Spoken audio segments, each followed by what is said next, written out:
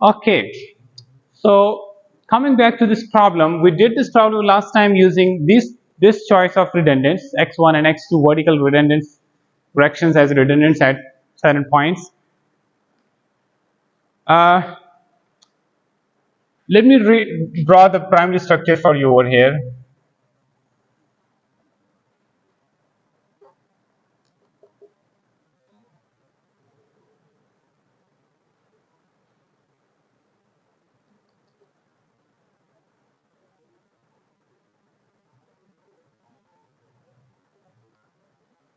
Okay, let me just.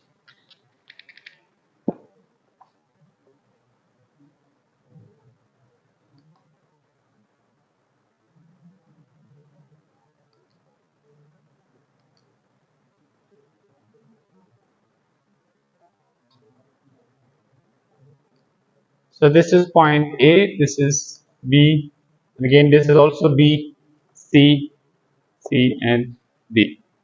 Okay, and the lengths remain the same. This is L, this is also L,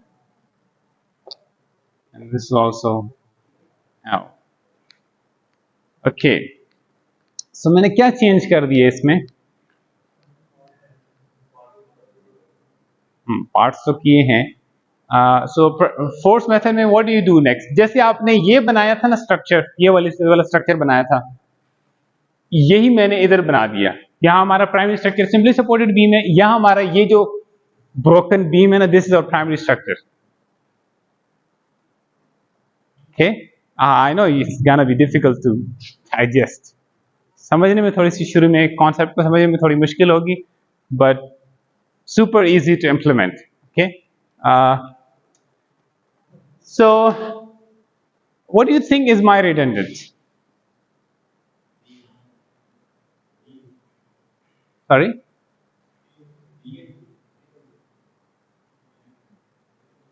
B and C. What at B and C? Yeah, B and C, that's right, but what at B and C? Reactions? Reactions are redundant? No. Okay, so जब भी आप किसी indeterminate structure को deal करते हैं और जहां से आप रिडंडेंट हटाते हैं, तो उस रिडंडेंट के हटाने के बाद उस स्ट्रक्चर में उस जगह पे कोई डिस्प्लेसमेंट होती है जो पहले रेस्ट्रेंड होती है रिडंडेंट के हटाने से पहले ओरिजिनल बीम में, और रिडंडेंट के हटाने के बाद वो डिस्प्लेसमेंट फ्री हो जाती है, अलाउड हो जाती है. एग्री? जैसे इस केस में इस वर्टिकल डिस्प्लेसमेंट पहले प्रिवेंटेड थी, जीरो थी या नॉट अलाउड थी, और इस केस में जो प्राइमरी स्ट्रक्चर जब बन गया वहां पर वो डिस्प्लेसमेंट अनलॉक हो गई, वो अलाउड हो गई. एग्री? और वही डिस्प्लेसमेंट मेजर्स का सम हमें कंपैटिबिलिटी इक्वेशन देता है. इस पर्टिकुलर केस में मैंने किसी एक्सटर्नल फोर्स को रिडंडेंट नहीं लिया. ये एक्सटर्नल फोर्सेस थी जिनको मैंने रिडंडेंट लिया था. वो एक्सटर्नल फोर्सेस क्या कर रही थी? वहां पर गिवन बीम में सर्टेन एब्सोल्यूट डिस्प्लेसमेंट्स को प्रिवेंट कर रही थी, जिससे हमारे केस में वर्टिकल डिस्प्लेसमेंट्स थी पहले. ठीक, यहां पर मैंने I need your attention on this point, यहां पर मैंने B और C पॉइंट्स पे जो बेंडिंग मोमेंट है, जो इंटरनल फोर्स है एक, उसको एज रिडंडेंट लिया. आई रिपीट, इस बीम में मैंने B और C पे जो इंटरनल फोर्स बेंडिंग मोमेंट है उसको एज रिडंडेंट लिया. मतलब एक इंटरनल फोर्स को मैंने रिडंडेंट लिया. अब मुझे बताएं, अगर मैं आपको ये बीम कहता हूं कि ये बीम है और इसमें लेट्स से यहां से ये फिक्स्ड है और यहां पर ये रोलर है और यहां पर एक हिंज लगी हुई है, तो आप क्या कहते हैं कि इस पॉइंट पे बेंडिंग मोमेंट कितना होता है जहां पे हिंज लगी होती है? जीरो. क्यों zero? Yes that's right, zero. क्यों? सॉरी, रोटेशन अलाउड होती है. मैं जस्ट आपकी बात को कंप्लीट कर रहा हूं. Relative rotation between connecting segments allowed होती है. बात समझ रहे मेरी? फॉर इंस्टेंस, अगर आप लोड लगाएं इस केस में यहां पर मैं फिलहाल अभी सिर्फ इधर लगा रहा हूं, या चले मैं पूरा लगा देता हूं ऐसे। तो अब इसकी डिफ्लेक्टेड जो शेप बनेगी वो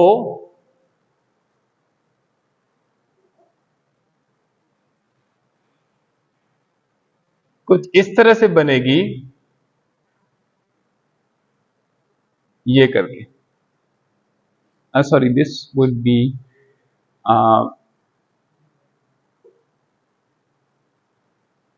ये, और यहां से अगर ये ऊपर से लोड करेगा इसको तो it should go, rotation is allowed दो, ऐसे आएगी, नहीं स्ट्रेट नहीं आ सकती, स्ट्रेट ये इस केस में स्ट्रेट आ सकती थी। ये अभी आपने पढ़ा नहीं है, यू विल सी ये कैसे डील करते हैं। अगर यहाँ पे हिंज हो और इस तरह से हो जाए तो फिर आप कहेंगे कि ये यहाँ पे आने के बाद ऐसे स्ट्रेट जाएगा। लेकिन ये अभी इनडिटर्मिनेट, यानी ये उस तरह से अनस्टेबल नहीं हुई, तो एक अनस्टेबल स्ट्रक्चर बढ़ गया ना हिंज आने के बाद, उसमें ऐसे हो जाता है। We will look at this problems later on. What happens is कि वहां पर रोटेशन अलाउड होती है, बल्कि मैं अगर इससे भी कोई आसान एग्जांपल लेता, सो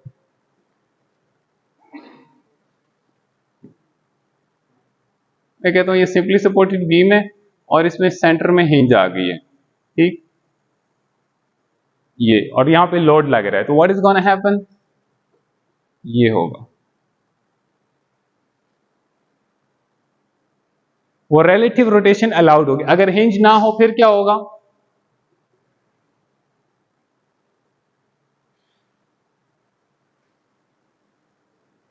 यहां पर रिलेटिव रोटेशन अलाउड नहीं है। मैं आपको समझाऊं रिलेटिव रोटेशन अलाउड होने का क्या मतलब है।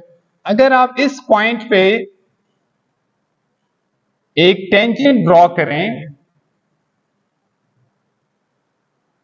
या आप ऐसे ऐसे कर लें, चलें आप कहें ये जो इलास्टिक कर्व आ रही है डिफ्लेक्टेड शेप, और आप टेंजेंट ड्रॉ करें और आप इस इलास्टिक शेप पे टेंजेंट ड्रॉ करें, दोनों एक ही टेंजेंट्स बनेंगे, एक सिंगल टेंजेंट बनेगा बस।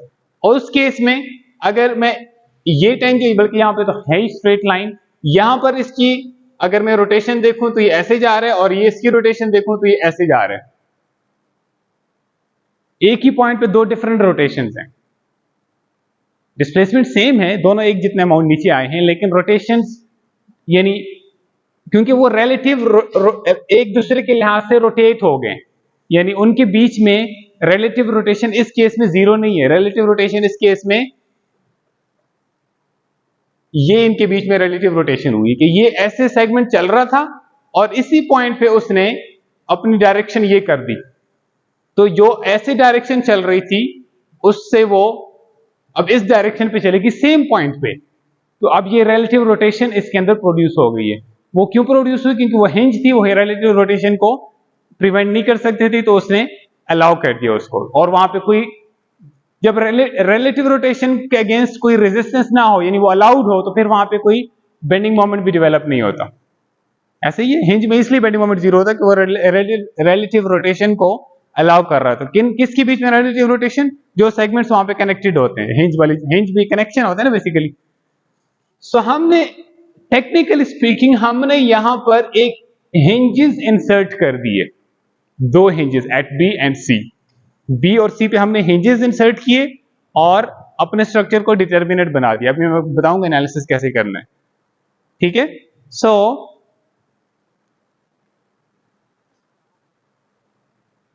So what we do after selecting our primary structure is, इसी प्राइमरी स्ट्रक्चर पे मैंने अप्लाइड लोडिंग अप्लाई करनी है। अप्लाइड लोडिंग इस केस में मेरी यूडीएल है। अच्छा, आप कहेंगे ये आपने हिंज तो ठीक है इंसर्ट कर दिए, ये आपने बीच में स्पेसिंग क्यों डाल दी है?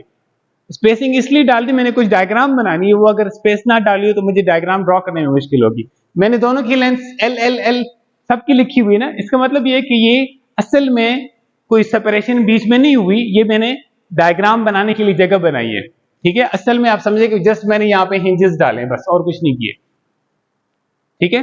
सो अप्लाइड जैसे इस केस में किया था, प्राइमरी स्ट्रक्चर बनाने के बाद क्या करते हैं आप अप्लाइड लोडिंग अप्लाई करते हैं और फिर जो आपके डिस्प्लेसमेंट मेजर्स होते हैं वो कैलकुलेट करते हैं। जैसे इसमें डिस्प्लेसमेंट मेजर क्या था, डेल्टा 1, इसमें डेल्टा 2। सो इस केस में हमारे डिस्प्लेसमेंट मेजर्स क्या हैं? relative rotation at B and relative rotation at C। इनको हटा, आपने जब हटाया तो आपने क्यों ये डेल्टा 1 क्यों कैलकुलेट किया? Deflection at 1, vertical deflection at 1 को क्यों कैलकुलेट किया? इसलिए कैलकुलेट किया कि जब ये मौजूद होता है, ये जब आपने इसको नहीं हटाया होता तो ये उस चीज को रोक रहा होता है। ये हमने लास्ट टाइम डिस्कस किया।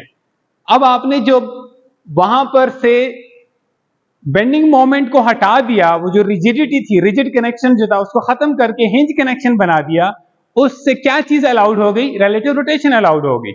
तो अब जो चीज अभी अलाउ हुई है due to making changes in the given structure to convert it into a primary structure which is a determinate structure, अब वही जो अनलॉक हुए हैं आपकी डिस्प्लेसमेंट मेजर्स, उनको आप कैलकुलेट करेंगे। और इस केस में displacement measure is relative rotation between this segment and this segment for B, इस केस, इस जगह पर। इसी तरह इस पॉइंट पे हम relative rotation at C between C B and C D कैसे करेंगे देखिए जरा। डिफ्लेक्टेड शेप तो आपको हर केस में बनानी पड़ेगी, तभी आपको समझ आएगा ना कि कौन सी, जैसे यहाँ पे इस केस में डिफ्लेक्टेड शेप बनेगी तो फिर आपको समझ आएगा this is delta 1, this is delta 2, ऐसे ही बाकी केसेस में भी। सो इस केस में भी रोटेशंस, रिलेटिव रोटेशंस को आइडेंटिफाई करने के लिए you need to draw your deflected shape. So this is, मैं एक्सैजरेटेड ड्रॉ कर रहा हूं your deflected shape for A B, this is your deflected shape for B C, this is your deflected shape for C D. Okay,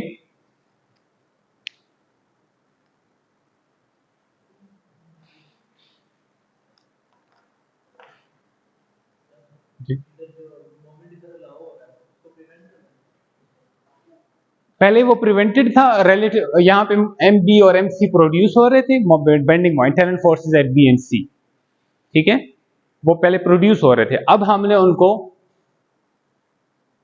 hinge लगा के, अब वहां पर primary structure में हमारे बी और सी पे मोमेंट जीरो होगा, प्राइमरी स्ट्रक्चर में बी और सी पे मोमेंट जीरो होगा, इसलिए कि वहां पे हिंजेस आ गई हैं, ठीक है, इंटरनल हिंज कनेक्शन डाल दिए वहां पे। जो रिजिड कनेक्शन चल रहा था, कंटिन्यूटी जो चल रही थी उसको तोड़ दिया, अब हमने वहां पर हिंज इंसर्ट कर दिया। सो अब इस केस में बेंडिंग मोमेंट बी और सी पे जीरो होंगे। ओके, हम उसमें इंटरेस्टेड अभी नहीं है कि बेंडिंग मोमेंट कितने, अभी हम इसमें इंटरेस्टेड है कि जैसे यहाँ पे डेल्टा 1 ना डेल्टा, ये डिफ्लेक्शंस फाइंड की थी जो डिस्प्लेसमेंट मेजर थे वहां पर, यहां पर भी हम अपने डिस्प्लेसमेंट मेजर्स कैलकुलेट करेंगे। डिस्प्लेसमेंट मेजर की सिलेक्शन का ताल्लुक आपके चॉइस ऑफ रिडंडेंट के साथ है। आपने रिडंडेंट एक इंटरनल फोर्स को लिया है तो फिर relative displacement will be your displacement measure. Okay, so what do you do next? Deflected shape आपके पास आ गई है, जरा टेंजेंट्स को देखें। ये मैं टेंजेंट ड्रॉ कर रहा हूं एट बी, इस बी पॉइंट पे, इस साइड, इसके ऊपर टेंजेंट ड्रॉ कर रहा हूं, और जो ये वाला सेगमेंट है, और ये मैं टेंजेंट ड्रॉ कर रहा हूं बी पॉइंट पे, बीसी सेगमेंट वाली साइड पे। इनिशियली अगर आप इनको देखें, यहां पर ये इनकी डायरेक्शन इनिशियली बी ए और बी सी, पहले गिवन बीम में ये ऐसे थे, ऐसे ही है। अगर मैं जस्ट स्ट्रक्चर ड्रॉ करूं, इससे पहले स्ट्रक्चर ये था हमारा,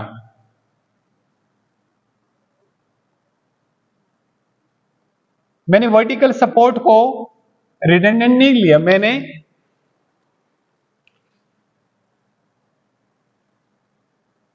इनको इस रिडंडेंट लिया। ये इनिशियली कैसे थे? इस तरह, इस अगर आप इसको 0 डिग्री बोलना चाहिए, 180 बोलना चाहिए, इस तरह थे ना, पैरेलल थे, अलाइंड थे। अब क्या हुआ? अब ये इस डायरेक्शन में आ गए, ऐसे ही है। सो अब इनके बीच में एक सर्टेन एंगल, इनके बीच में कुछ रोटेशन होने के बाद ये डिफरेंटली ओरिएंटेड हैं, ठीक। अब मैं इसको बोलता हूं, देखें, इसने इतना रोटेट किया इस डायरेक्शन में और इसने इतना रोटेट किया, एग्री। अगर आप कोई नाम देना चाहें तो इसको आप ये नाम दे सकते हैं,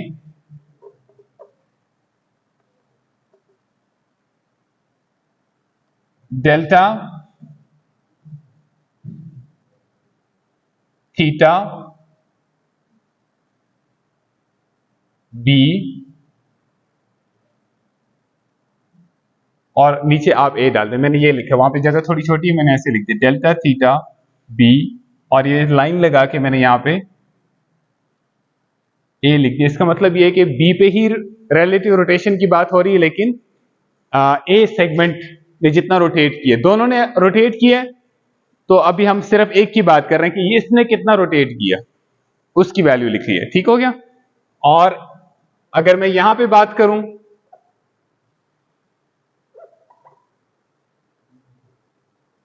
तो यहां पे इसने भी रोटेट किया, पोजीशन पहले ऐसी थी अब ऐसे हो गई। इसका नाम मैं दे रहा हूं डेल्टा थीटा बी सी। बाज़ औक़ात हम इसको ऐसे भी लिख लेते हैं, जैसे ये मैंने लिखा है ना डेल्टा थीटा बी ए, इकट्ठा बी ए भी लिख देते हैं, लेकिन अगर आप जैसे भी आप लिखना चाहें आपकी मर्जी है। At the end of the day हम इसको कंबाइन ही करना है, लेकिन अभी फिलहाल अगर आप इंडिविजुअल इनके सैंपल्स यूज करना चाहें तो आप इस तरह यूज कर सकते हैं। ठीक है, जैसे मैंने अभी यूज किया। अगर मुझे एक बात बताएं, अगर इनकी पोजीशन इस तरह होती,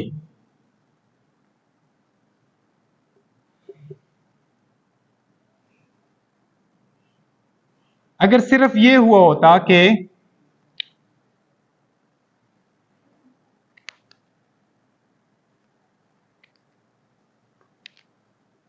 अगर सिर्फ ऐसा हुआ होता तो रिलेटिव रोटेशन कितनी हुई होती इनके बीच में, उस मैग्नीट्यूड कितना होता है इसका,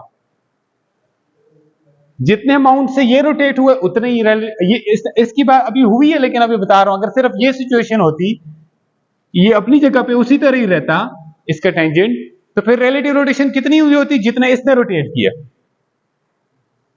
ऐसे ही है, जैसे जैसे ये तो रोटेशन है ना, डिस्प्लेसमेंट में भी ऐसे ही होता है ना, ये पॉइंट ए है, ये पॉइंट बी है। अगर बी अपनी जगह पे ही है और मैं आपसे पूछूं कि ए इसके बाद इधर आ जाएगा, यानी लेट्स से मैं कहता हूं इधर आ जाएगा, ए प्राइम इसको बोल देता हूं, और मैं आपसे पूछूं ए और बी के बीच में रिलेटिव डिस्प्लेसमेंट कितनी हुई है, जितना बी तो उधर ही खड़ा है, जितना ए ने मूव किया ए प्राइम इतनी रिलेटिव डिस्प्लेसमेंट हुई है। ऐसे ही है। और अगर बी भी इधर आ जाए, फिर इसने लेट से जस्ट एक नंबर थ्रो कर रहा हूं, 1 मीटर इधर मूव किया, इसने इधर हाफ मीटर मूव किया, जस्ट नंबर थ्रो कर रहा हूं, तो अब टोटल रिलेटिव डिस्प्लेसमेंट कितनी हुई है, जितना ये और जितना 1.5 मीटर। ऐसे ही हुआ ना। सेम सिचुएशन यहां पर है।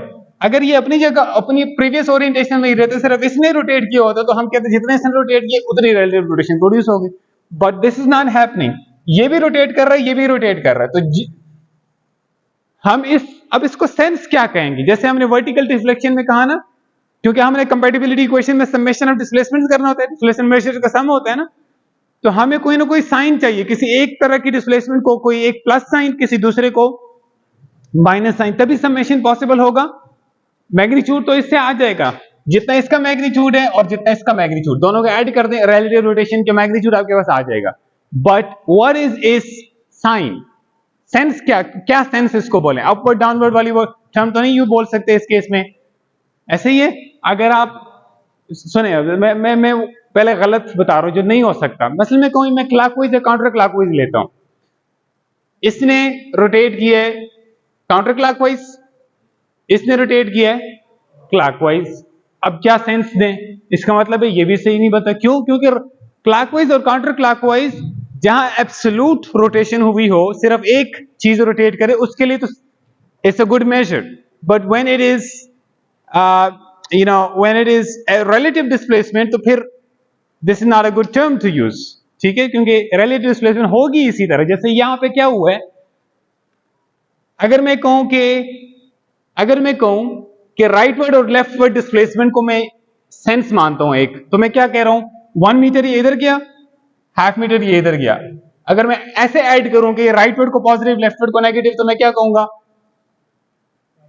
1 - 5 में कहूंगा 0.5। That's not true. हमें पता है रिलेटिव डिस्प्लेसमेंट 1.5 मीटर हुई है, इसका मतलब है हमने सेंस ही गलत चूज की थी।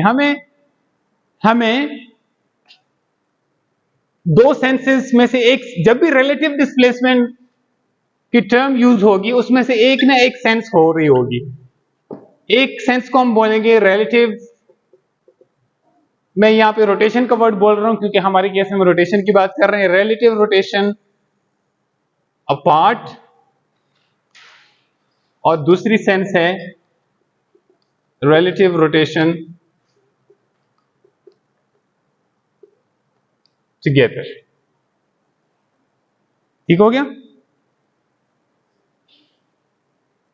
रिलेटिव रोटेशन अपार्ट और रिलेटिव रोटेशन टुगेदर, किसी एक को पॉजिटिव मान ले दूसरे को नेगेटिव मान ले, इससे कोई फर्क नहीं पड़ेगा, एंड रिजल्ट सेम निकलेगा। ठीक है, सो लेट्स से मैं इसको पॉजिटिव मान लेता हूं और इसको नेगेटिव मान लेता हूं। ठीक, अब रिलेटिव रोटेशन टुगेदर और रिलेटिव रोटेशन अपार्ट का क्या मतलब है? लेट्स से कोई पॉइंट्स पहले ऐसे थे, दो लाइंस ऐसे थी, और अब उसने रोटेट करके ये हो गया, तो अब मैं इसको बोल रहा हूं कि ये एंगल जो इनके बीच में है वो 180 से बढ़ के 180 प्लस समथिंग हो गया ज्यादा, तो मैं कहूंगा this is apart, relative rotation apart. और अगर मैं कहूं कि दो लाइन सेगमेंट्स पहले ऐसे कनेक्टेड थी पैरेलल, और अब उनके बीच में एंगल ये हो गया, now they have a smaller angle compared to 180 degree, अब वो क्लोजर आ गए, this is relative rotation together. अब इसको मैं कहूंगा टुगेदर। ठीक है, सो हमें सेंस है इतना समेशन के लिए। मैंने आपको बताया था शुरू में आपको समझने में थोड़ा टाइम लगेगा इसमें, but once you learn the concept कि हम कैलकुलेशन कैसे करने, this is very straightforward. ये आप बड़ी इजीली इसको रेप्लिकेट कर सकते हैं, जितने मर्जी स्पैन्स हो जाए, this method works. Okay, so now let's find out कि अभी इस केस में मुझे बताएं, is it relative rotation together और अपार्ट? अपार्ट, ये वाला सीन हुआ है ना कि ऐसे थे और अब फर्दर, मैं हाथ को, ठीक है, सो लेट्स से हम इसको नेगेटिव मानेंगे, वो तो सेंस बाद में भी बात करेंगे सेंस पे, लेकिन पहले हमने ये डिसाइड करना है कि इनकी मैग्नीट्यूड्स कितने हैं। अभी हमें सेंस पता चल गया कि ये जो, इसको नाम क्या देना चाहिए, delta theta B naught. Delta theta B मैंने कहना था, लेकिन डेल्टा थीटा बी नॉट मैंने क्यों बोला? अप्लाइड लोडिंग की वजह से, रिलेटिव रोटेशन एट बी। और डेल्टा थीटा बी नॉट कैसे फाइंड होगा? इन दोनों के सम से ऐड होगा। साइन के लिए हमने अलग से अपना रखा हुआ है कि ये अपार्ट है तो ये नेगेटिव है। ठीक है, so delta theta B naught would be equal to, now you can go to your table पे जाएं जी। हाँ, अगर अब नई जो ओरिएंटेशन है वो ऐसे हो गई है, तो ये एंगल ऊपर से आपने एंगल ये वाला, this angle is now greater than 180, यो और ज्यादा आप यूं समझ लें कि ये डायरेक्शन, इधर एरो लगा हुआ है, इधर एक इधर, अब 180 डिग्री अपार्ट से, और अब ये मोर देन 180, यहां से अगर आप एंगल लें तो ये मोर देन 180, इसको मैं अपार्ट कह रहा हूं। आप जो भी सेंस समझ लें, एक को पॉजिटिव दूसरे को नेगेटिव, बस इतना आप कर लें, दोनों को एक ही सेंस दे देंगे तो आंसर गलत आएगा। बाकी जैसे आप उसमें कर रहे थे, ये डिफ्लेक्शन में आप अपर डिफ्लेक्शन को पॉजिटिव माने या नेगेटिव को, कंसिस्टेंट रहे तो आंसर चेंज नहीं होगा, एंड रिजल्ट सेम बनेगा। ठीक है, तो किसी एक सेंस को पॉजिटिव मान लें, दूसरे को नेगेटिव, बस दोनों को एक ही तरह साइन दे देंगे तो जाहिर है फिर मसला होगा। सो ऑन योर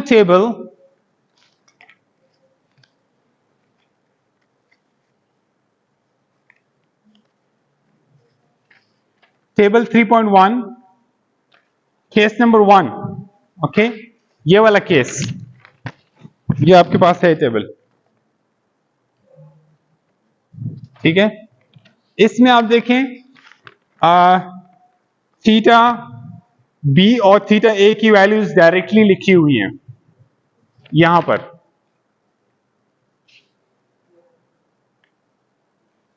ठीक है, ये आपको इधर से नजर नहीं आएगा, मैं सिर्फ पेज में आपको बता रहा हूं कि आप किधर देखें। ठीक है, जिससे आपको फोकस बता रहा हूं कहां देखना है आपने।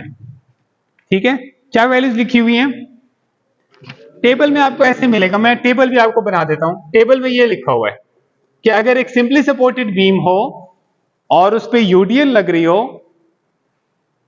और एल उसका स्पैन एल हो और लेट्स से इसका नाम ए है, इसका बी नाम हो, तो उस केस में वो ये कह रहा है कि theta B would be equal to W L cube over 24 E I और theta A would be equal to minus W L cube over 24 E I. यही मतलब है ना इसका, उसने इकट्ठा लिख दिया theta B equal to this equal to minus theta A. ठीक है, तो अगर मैं ऐसे लिख दूं, अगर यहां से मैंने थीटा ए निकालना तो क्या करूंगा, theta A equal to minus, ऐसे ही है। तो ये जो ऑथर है ना, ये जो बुक ऑथर है, वो स्पेस में बहुत ज्यादा जहां पे जगह बच सकती है वो बचा रहा है। तो आप अगर फिलहाल जगह ना बचाएं, बस अलग अलग लिख दें ताकि आपको समझने में आसानी हो। ओके, सो टाइम क्या हो गया,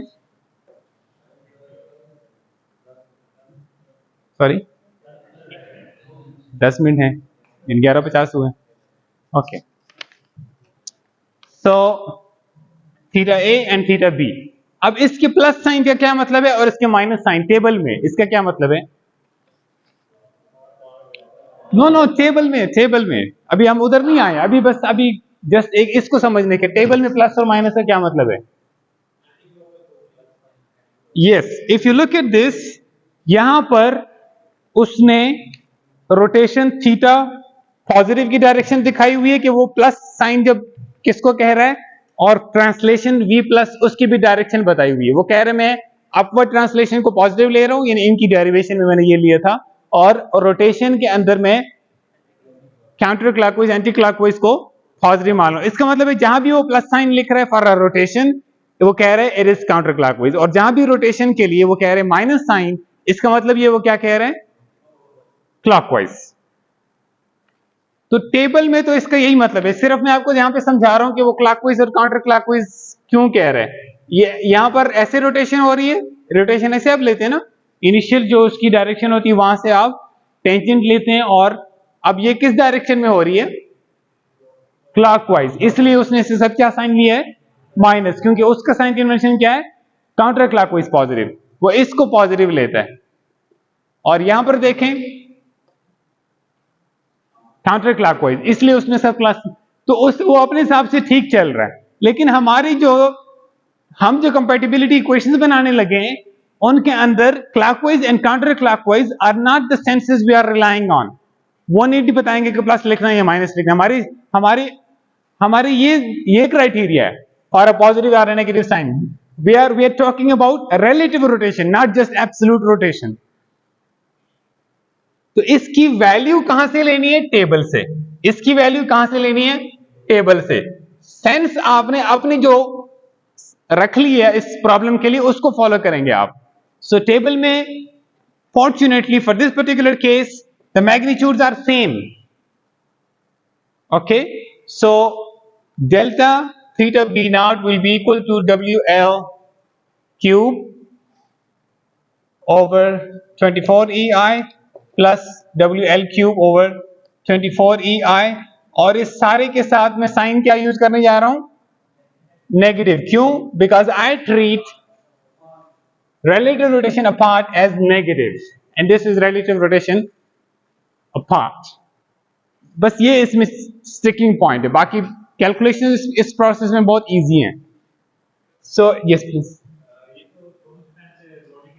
जी हाँ, good question. If there is only one span is loaded, the other span is not loaded, अगर ये लोडेड नहीं है, then it will be minus WL cube over 24 EI, that's it। यानी this term, the second term would be 0। okay, second term will be 0 in that case। अगर यहां पे load नहीं है, सिर्फ ए बी पे लग रहा है, इस पे नहीं लग रहा लोड, तो फिर ये तो एग्जिस्ट, ये तो रोटेट कर रहा है, ये तो नहीं रोटेट करेगा ना। जब लोड ही नहीं है तो रोटेट किसने करना है इसको, तो फिर ये वाली टर्म जीरो हो जाती है। Good question. Okay, now similarly you can find out relative rotation at C. Maybe we could write it down somewhere else. Delta theta C naught equal to, again it is relative rotation apart and same magnitudes because loadings are same. Agree? So I can simply write minus WL cube over 12 EI. 12 कैसे बन गया, सम कर दिया, sorry,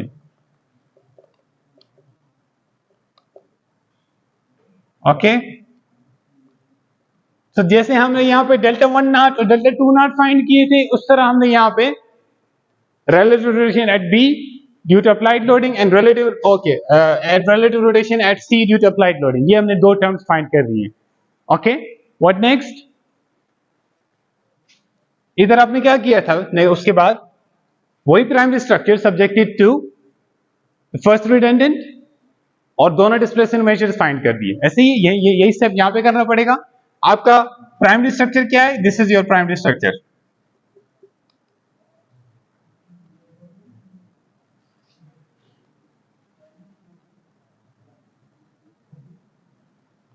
okay, अब इस beam में आप due to attention on this point, redundant की जब आप डायरेक्शन शो करते हैं तो आप एक जो आपके ख्याल में होता है कि यार ये यही एक्सपेक्टेड है इसकी डायरेक्शन, आप नॉर्मली वो एज्यूम करते हैं ताकि एंड में अब नेगेटिव साइन आए और फिर हम कहें नहीं हमने तो गलत एज्यूम किया था, तो वो ना करना पड़े। नॉर्मली हम इस तरह करते हैं, आल्दो इससे कोई फर्क नहीं पड़ेगा, आप गलत भी एज्यूम कर लेंगे तो एंड में आंसर नेगेटिव आ जाएगा और आपको पता चल जाएगा कि अच्छा मैंने गलत शुरू में एज्यूम किया था। जैसे ये आपने x1 और x2 की अपवर्ड एज्यूम की because perhaps you are anticipating them to be acting upward, ठीक है। सो इन केसेस में जब ये हमारा गिवन बीम है, इसमें हमें ये एंटिसिपेट कर रहे हैं कि यहाँ पे कोई हॉगिंग मोमेंट होगा। अगर आप नहीं भी एंटिसिपेट करें तो आप गलत एज्यूम कर देंगे, फर्क नहीं पड़ेगा, लेकिन based on experience we know कि यहाँ पे हॉगिंग मोमेंट होगा, तो मैं हॉगिंग एज्यूम कर रहा हूँ इनकी डायरेक्शंस, यानी मैं इनको ऐसे एज्यूम कर रहा हूं। इंटरनल फोर्स है ना, दोनों साइड्स पे एक्ट करेगा ना, समझ नहीं आ रही बात? इंटरनल फोर्स है ना, अगर आप इसको पुल कर रहे हो इस डस्टर को और मैं आपसे कहूं कि इस जगह पे मुझे जरा इंटरनल फोर्सेस बताएं, तो आप क्या करते हैं, आप कहते हैं ये आपका बार है जिसको आप पुल कर रहे हैं और यहां पर आपको इंटरनल फोर्सेस चाहिए। मैं बताता हूं कैसे होंगी। वही internal force acting on this body भी आप शो करेंगे, वो इस डायरेक्शन में होगी, और दूसरे पे शो करेंगे तो ये एक्सियल फोर्स है, ये भी इंटरनल फोर्स है लेकिन ये एक्सियल है। यहां हम बेंडिंग मोमेंट की बात कर रहे हैं, वो भी एक इंटरनल फोर्स है, इसी तरह वर्क करता है। ये हमने एलिमेंट्री स्ट्रक्चरल एनालिसिस में डिटेल डिस्कशन की हुई है। फाइन, एक ही मैग्नीट्यूड वही है। सो मैं इसको दोनों को एम बी लिख रहा हूं, ये भी एम बी मैग्नीट्यूड वाइज, ठीक है, और सेंस भी दोनों की हॉगिंग ही है। इंटरनल फोर्सेस इसी तरह आइडेंटिफाई होती है ना, बेंडिंग मोमेंट के केस में हॉगिंग या सैगिंग, बीम्स के केस में तो हम कह सकते हैं ना एटलीस्ट। सो ये मैंने रिडंडेंट 1 अप्लाई कर दिया एम बी, ठीक है। सो what do you do next, इसी बीम में जैसे अब आपने ये अप्लाई किया था, फिर क्या चीजें फाइंड की थी, दोनों डिस्प्लेसमेंट मेजर्स फाइंड किए थे ना, यहां भी यही करेंगे। फर्स्ट रिडंडेंट अप्लाई कर दिया, दोनों डिस्प्लेसमेंट मेजर्स क्या है, relative rotation at B and relative rotation at C. तो इसकी वजह से रिलेटिव रोटेशन, अब जरा पहले इस चीज को समझें कि अगर हमारे पास एक बीम है और इसमें एंड के ऊपर एक मोमेंट लग रहा है, ये वाला जो भी नाम है इसका, तो इससे इस जगह पर कितनी रोटेशन प्रोड्यूस होगी वो हमने अभी फाइंड आउट करना है। टेबल को जरा देखें, टेबल में आपको केस मिलेगा केस नंबर 3, ओके। टेबल में ऐसे लिखा हुआ मिलेगा आपको कुछ,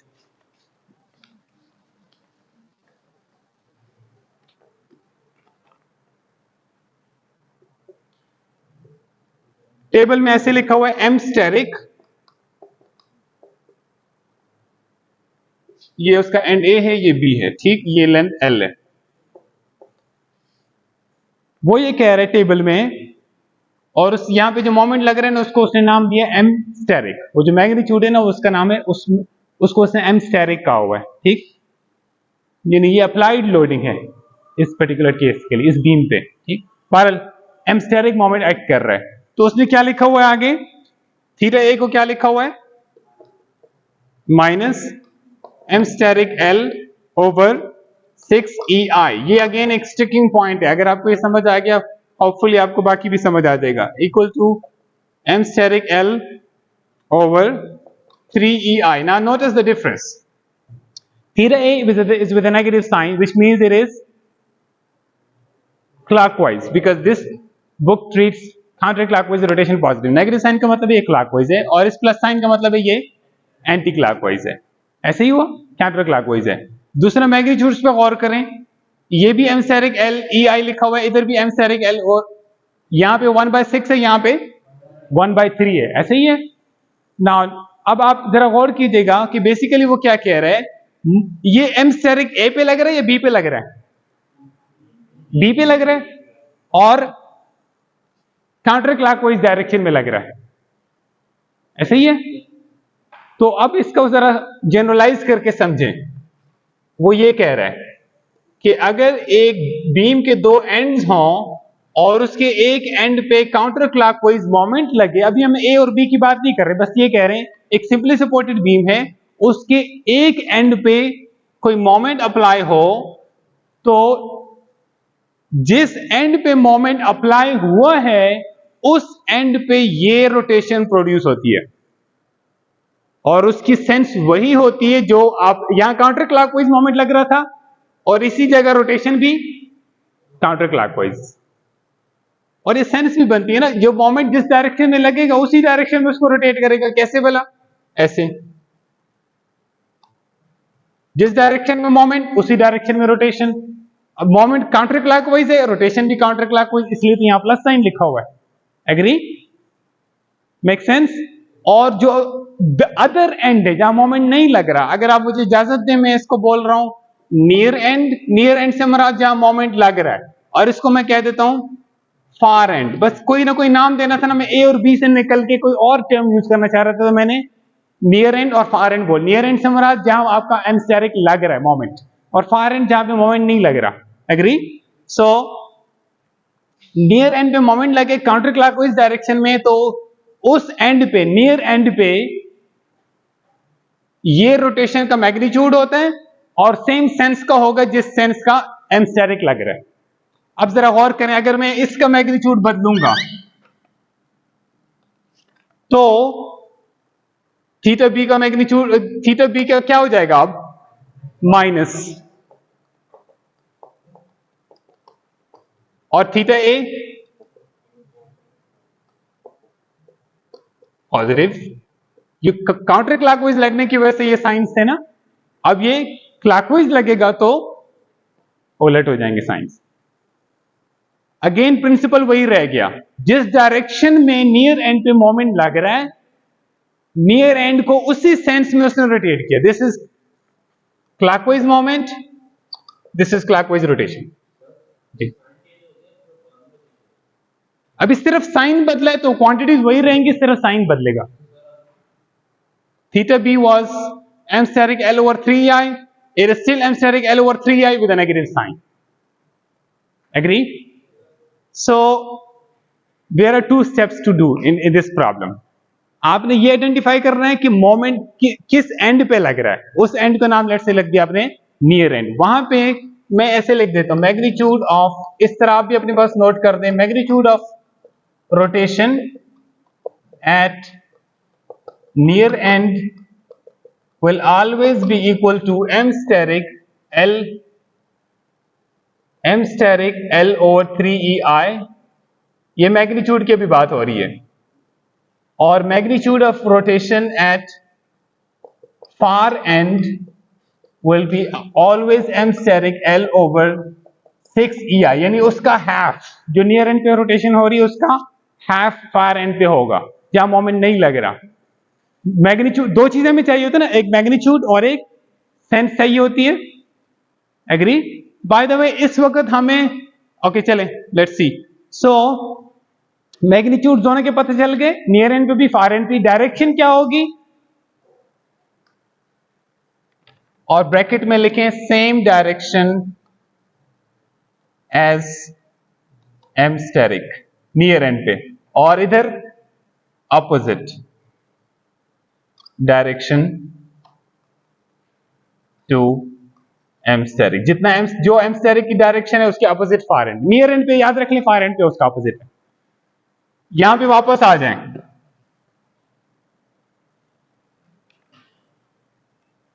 यहां पे रोटेशन कितनी होगी, मैग्नीट्यूड कितना होगा उस रोटेशन का, जितना ये मोमेंट लग रहा है उसका मैग्नीट्यूड L/3EI। ये वाला केस नियर एंड पे बात कर रहा हूं ना, जो मोमेंट लग रहा है, एम स्टेरिक लिखा था हमारे केस में MB है, तो हम एम स्टेरिक की जगह MB बोलेंगे, MB L/3EI। इसका जो मैग्नीट्यूड है ना वो ये है, M steric sorry MB L/3EI। बाकी डायरेक्शन हमें वैसे भी डायग्राम ड्रॉ करने से बेहतर समझ आएगी। आपको वैसे भी पता है कि ये, अच्छा आई एम सॉरी मैंने गलत ड्रॉ कर दिया, I am really sorry for this. ये मैंने जो मोमेंट की डायरेक्शन है सेम, अभी मैंने गलत, कैसे मुझे पता चला, ये डायरेक्शन और है और वो डायरेक्शन और है। This is not possible, it has to be this way, ठीक है? जो मोमेंट की डायरेक्शन वही रोटेशन की डायरेक्शन है नियर एंड, और मैग्नीट्यूड कितना, MB L/3EI नियर एंड पे। नियर एंड पे ज्यादा होगी, ये आप याद रख लें, दूसरी साइड पे हाफ हो जाएगी, 1/6 हो जाएगा। So now look at this, ये जिस डायरेक्शन में रोटेट कर रहा है उसी डायरेक्शन में इसने इसको, इसी तरह इसके लिए भी यही होगा।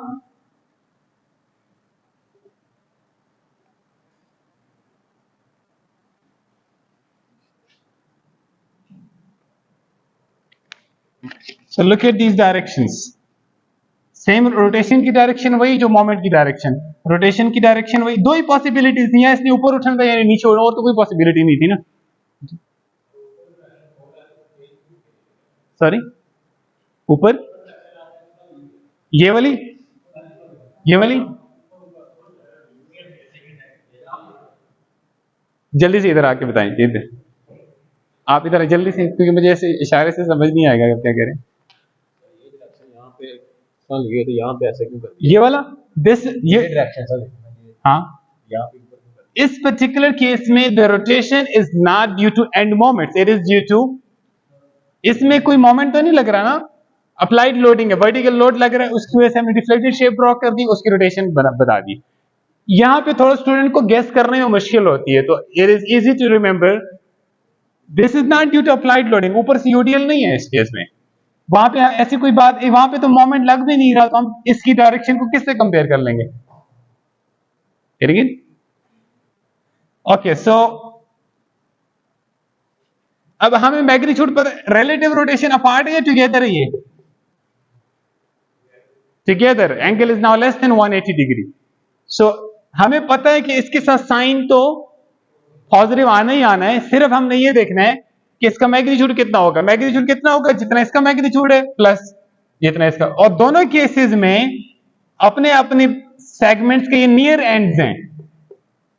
ये मोमेंट इस जगह लग रहा है, इसी जगह रोटेशन की बात हो रही है, ये मोमेंट इधर लग रहा है और इसी जगह रोटेशन की बात हो रही है। तो इसका मतलब है दोनों केसेस में यही मैं लिख रहा हूं यहां पे, इसको हम कहेंगे delta alpha.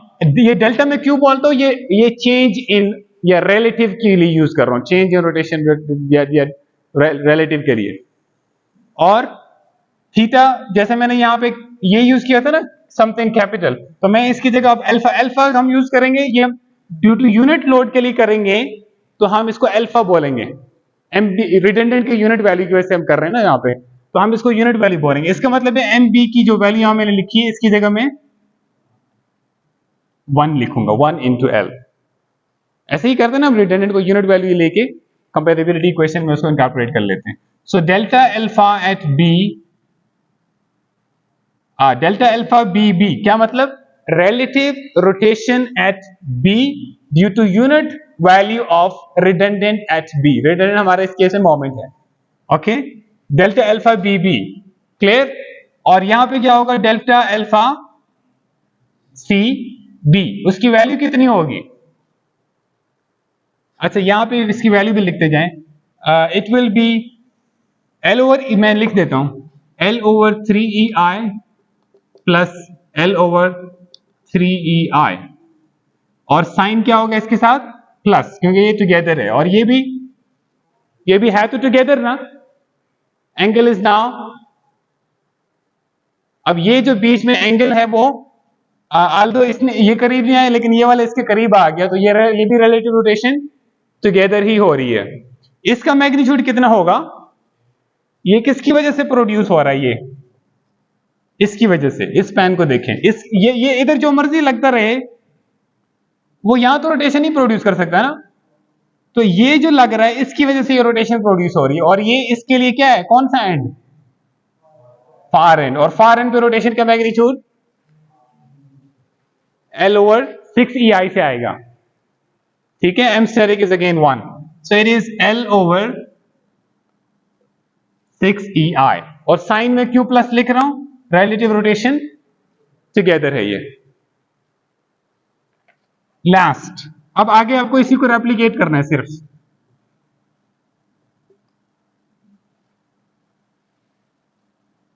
This should be quicker now.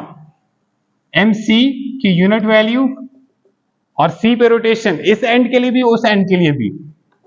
अब अगेन उसी तरह की ये सिचुएशन और ये सिचुएशन, दोनों नियर एंड्स हैं, और इसका नाम क्या होना चाहिए? Delta alpha CC, relative rotation at C due to unit value of redundant at C, equal to कितना?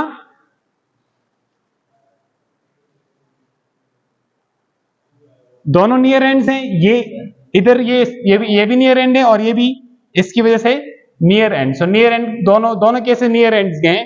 सो इट विल बी जैसे ये कैलकुलेट हुआ था, L over 3I plus L over 3EI.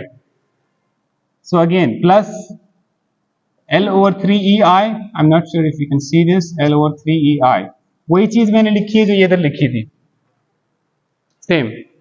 और यहां पे क्या होगा? ये भी हमें चाहिए डेल्टा L, इसका नाम क्या बनेगा? Delta alpha. कहां पे कर रहे हैं रिलेटिव रोटेशन? किस जगह पे कर रहे हैं? B पे कर रहे हैं. B due to unit value of redundant at C. इसकी वैल्यू कितनी बनेगी? ये वाला तो कुछ पे कुछ नहीं लग रहा, इसलिए कुछ नहीं हो रहा, सिर्फ ये हो रहा है रोटेट. तो ये रोटेशन कितनी होगी? ये इसके लिए क्या बनेगा? Far and. So far and के लिए L ओवर 6EI, और प्लस साइन क्यों? क्योंकि ये टुगेदर हो रही है. So these are the final equations now.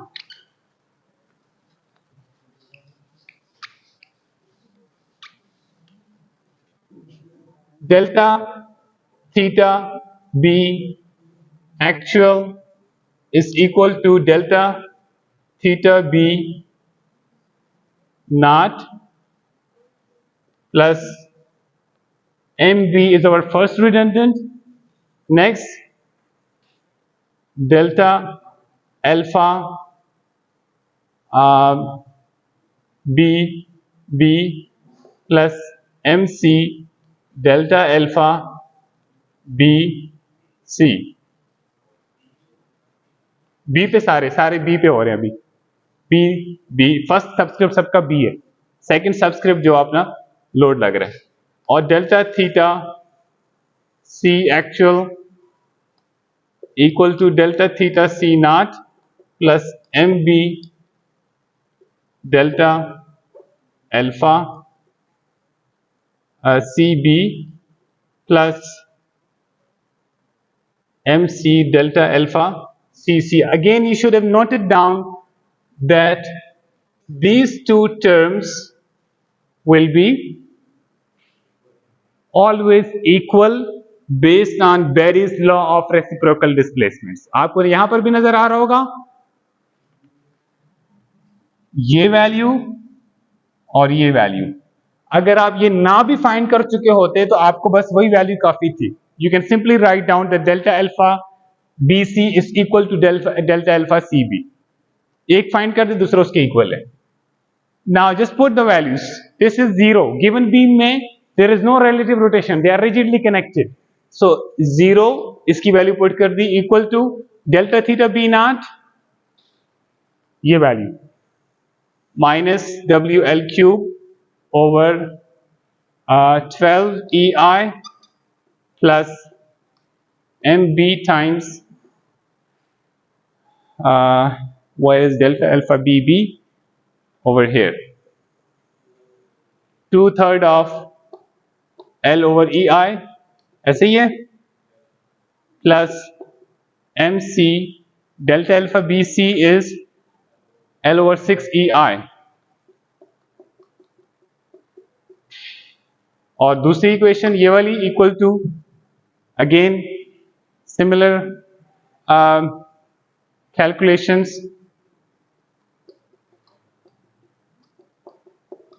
Plus M B times जो आपने यहां लिखा हुआ था, ठीक, L over 6 E I plus M C times 2/3 of L over E I. Okay, so हमने अननोन्स कौन से फाइंड करना है यहां से, N B and M C, and we have 2 equations, 2 unknowns.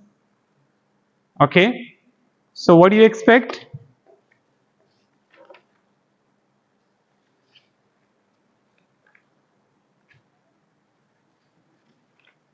You can use any method to solve these system of equations.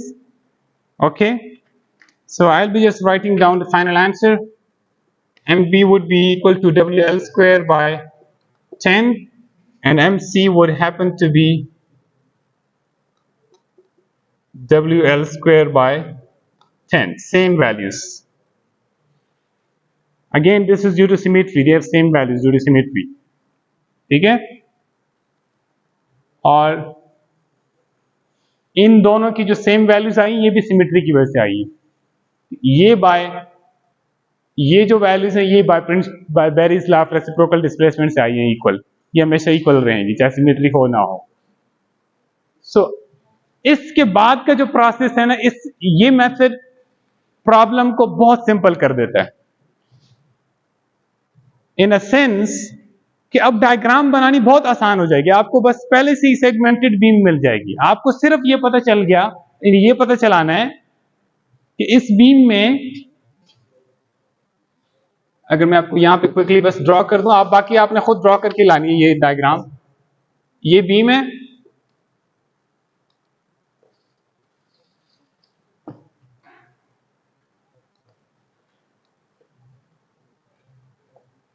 UDL लग रहा है, इस पे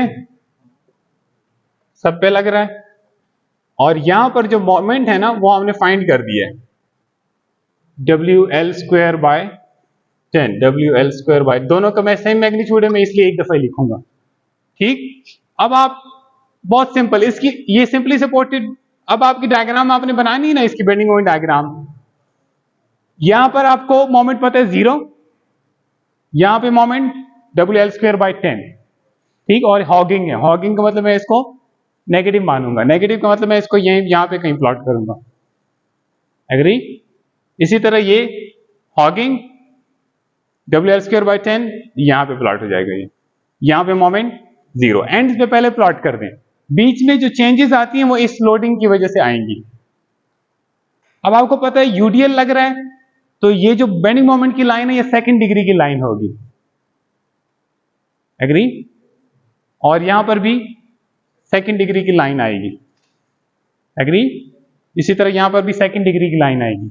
सो what you need to do is, आप ये रिएक्शंस फाइंड करना चाहें, ये रिएक्शन आप फाइंड करके इक्वेशंस बना के करना चाहें, you should be able to do it that way. But आपको क्विकली पता है कि ये मैं इस तरह से भी प्लॉट कर सकता हूं इनको। हाँ, सिर्फ आपको ये होगा कि बेंडिंग मोमेंट ने कहां पर 0 से गुजरना है, पॉइंट ऑफ काउंटरफ्लेक्शन कहां पे होगा, जहां बेंडिंग मोमेंट 0 से गुजरेगा। जाहिर है अगर आप इस तरह ज्वाइन करेंगे तो ये गलत हो जाएगा। इट हैज टू गो, आप इसको वेरीफाई कर लीजिएगा, it has to go this way.